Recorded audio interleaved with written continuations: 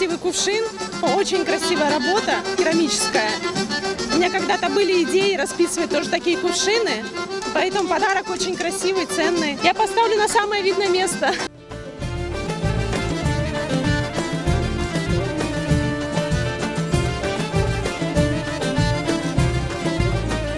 Такое приятное событие, что расширяются. Это такое приятное событие, что фес есть. Он представлен всеми значимыми мастерами сегодняшнего Крыма. И это может быть мотивация молодым людям, которые творят что-то руками. У нас, конечно, уникальные работы по глине.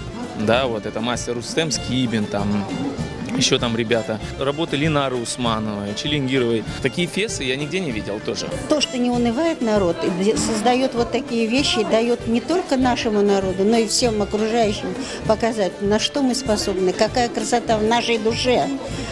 Желание добра, мира, созидания. Вот это наша основная цель крымских татар на этой родной земле.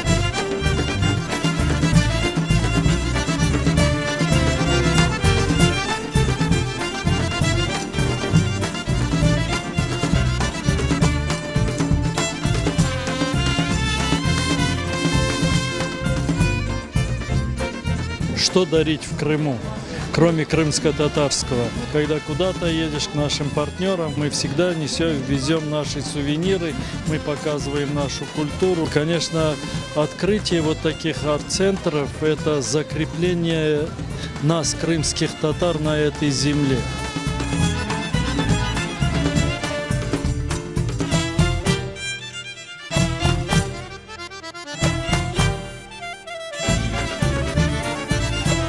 В арт-центре ФЕС в едином месте представлены работы наших крымско-татарских художников, мастеров, ремесленников, дизайнеров. И крымские татары, и не только, гости Крыма, они могут прийти, посмотреть, могут приобрести понравившиеся изделия, но и могут еще поучаствовать в специальных мастер-классах.